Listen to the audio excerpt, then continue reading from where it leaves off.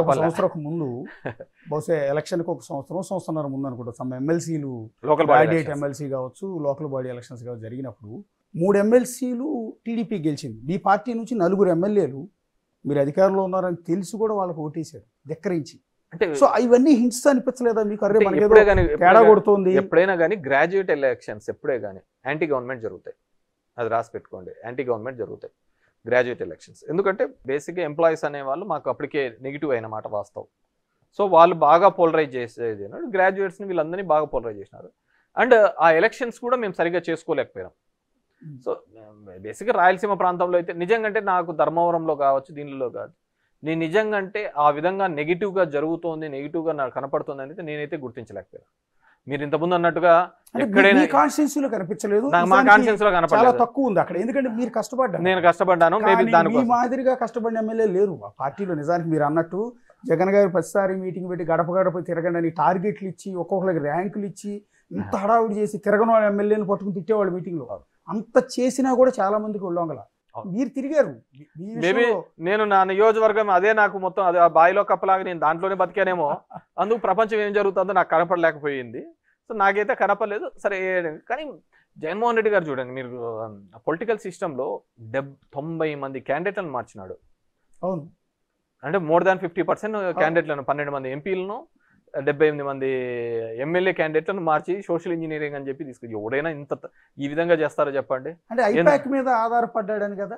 ఐప్యాక్ అనేది కాదు, నువ్వు జనంలోకి తిరగలేదు, నువ్వు జనంలోకి తిరగలేదు అని తిరగలేదని చెప్పి మార్చినాడు.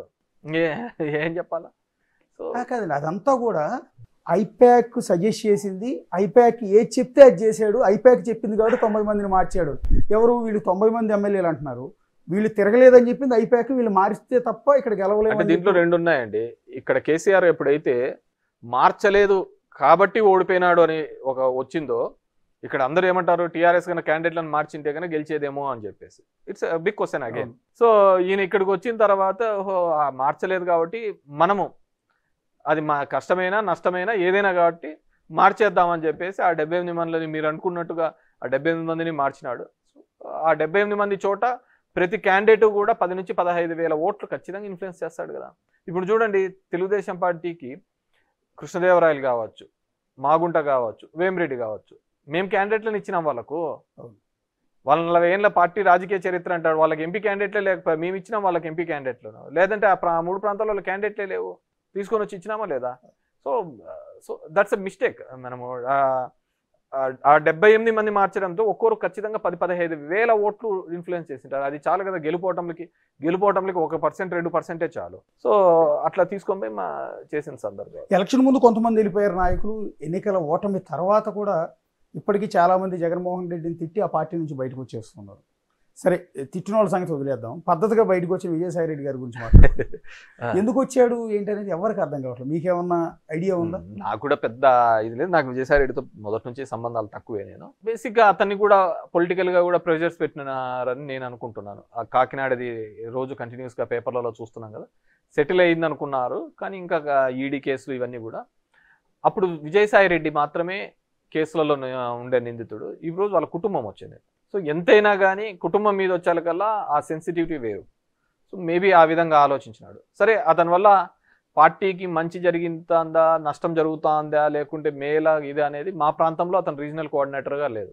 సో అక్కడ ఉన్న ఉత్తరాంధ్ర నాయకుల్ని, ఉత్తరాంధ్ర ప్రజలను అడిగితే వాళ్ళు చెప్తారు ఆయన వల్ల పార్టీకి నష్టం జరిగింది ఆ ప్రాంతంలో, లేకుంటే ఆయన ఉండింటి లాభం జరిగేదా అని చెప్పేసి ఆ విధంగా మనకి. అంటే బేసిక్గా రాజశేఖర రెడ్డి గారికి కేవీపీ రామచంద్రరావు గారు ఆత్మ అని చెప్తుంటారు. ఆ టైప్లో జగన్ గారికి ఆత్మ విజయసాయి రెడ్డి అని చెప్తూ ఉంటారు. ఎందుకంటే మొదటి నుంచి ఆయనతో పాటు నడిచిన వ్యక్తి, ఆ కుటుంబంతో అత్యంత సాన్నిహిత్యం ఉన్న వ్యక్తి. రెండోది, ఆయనతో పాటు సిబిఐ కేసుల్లో అక్యూజ్డ్ నెంబర్ 2గా ఉండి జగన్ గారితో పాటు జైలుకు కూడా వెళ్ళొచ్చిన వ్యక్తి 16 నెలల పాటు. అంటే చాలా కీలకమైన వ్యక్తి. అలాంటి వ్యక్తి పార్టీని వీడటం వల్ల ఎఫెక్ట్. రేపల్లి అతను కూడా మాన్నాడు కదా, అతనికి కౌన్సిల్ ఓడిపోయినా కానీ అతనికి చేసినా కానీ మోపిదేవికి, తర్వాత రాజ్యసభ చేసినా కానీ అతను కూడా మాన్నాడు కదా. దాంట్లో ఆత్మ పరమాత్మలు అనేది ఎక్కడ ఉన్నాయండి? ఆత్మలు పరమాత్మలు అన్ని పోయినాయి. ఇప్పుడు రాజశేఖర రెడ్డి చనిపోయిన తర్వాత కేవీపీ గారు వాళ్ళ కుటుంబానికి ఉండాలి, మరి ఆయన ఏం లేడు కదా. ఆయనతో పాటు ఉన్న తెల్ల జుట్టు సూర్యుడు ఉండే ఆయన కూడా జగన్మోహన్ రెడ్డితో ఏం సేల్ కదా. That depends. కొంతమంది ఇప్పుడు మా నాన్నతో కంఫర్ట్గా ఉన్న వాళ్ళు నాతో ఉండాలని ఏం లేదు. నాతో ఉన్న వాళ్ళు నా తమ్ముతో ఉండాలని లేదు, నా కొడుకుతో ఉండాలని ఏం లేదు. సో మేబీ అంత టఫ్ టైంలో నిలబడిన అతను మేబీ ఇప్పుడు నిలబడలేము అనే ఒక అదే చెప్పాను కదా, కుటుంబంలో ఉన్న వాళ్ళ మీద కేసులన్నీ వచ్చేకల్లా ఇబ్బంది పడుతున్నాడేమో అనుకుంటున్నాను. ఎందుకంటే అంత పెద్ద వ్యక్తి పార్టీ నుంచి వెళ్ళిపోతే అతను నిలబడతాడు, తన కుటుంబం నిలబడలేకపోయిందేమో, అల్లుడు కుటుంబం నిలబడలేకపోయిందేమో. అదేనండి, ఇలాంటి సందర్భంలో విజయసాయి రెడ్డి లాంటి కీలకమైన వ్యక్తే పార్టీ వీడితే మిగిలిన పార్టీ నాయకులందరిలో కూడా ఒక అలజడి మొదలవుతుంది, ఆందోళన మొదలవుతుంది కదా. ఈ ఎలక్షన్స్ కంటే ముందు 8 నెలలు, సంవత్సరం 2 సంవత్సరాల ముందు వాళ్ళ చెల్లెలు కూడా విడిపోయింది కదా, తన కోసం పాదయాత్ర చేసింది కదా, తన బ్లడ్ రాజశేఖర రెడ్డి గారి కూతురే అయిపోయి శత్రువులు కూడా ఆ విధంగా మాట్లాడరు, అంతకంటే ఎక్కువగా మాట్లాడుతుంది కదా, శత్రువులు కూడా మాట్లాడినంత మాట్లాడుతాను కదా. వాళ్ళమ్మ విజయమ్మ కూడా ఇది విభేదించింది కదా. సో దీంట్లో ఆత్మ పరమాత్మలు, కుటుంబ బాంధవ్యాలు దీనిల కోసం కాదు. చంద్రబాబు యొక్క భావజాలాలు దాని వ్యతిరేక భావజాలు. నేను ఆ వ్యతిరేక భావజాలాలకు ఆ పిల్లికి గంట కట్టి నిలబడిన వ్యక్తి జగన్మోహన్ రెడ్డి. నేను అతనితో ఉన్నాను. జగన్మోహన్ రెడ్డి అనే వ్యక్తే లేకపోయి ఉంటే ఇంకేముంటాండే? ఒక డెమోక్రటిక్ సిస్టంలో లీడర్ ఆఫ్ అపోజిషన్ ఎంత స్ట్రాంగ్గా ఉంటా అంటేనే ప్రజాస్వామ్యం ఉంటుంది. నేను 151 రావడము తప్పే, చంద్రబాబు నాయుడుకి ఇప్పుడు 164 రావడము తప్పే, రెండూ తప్పే.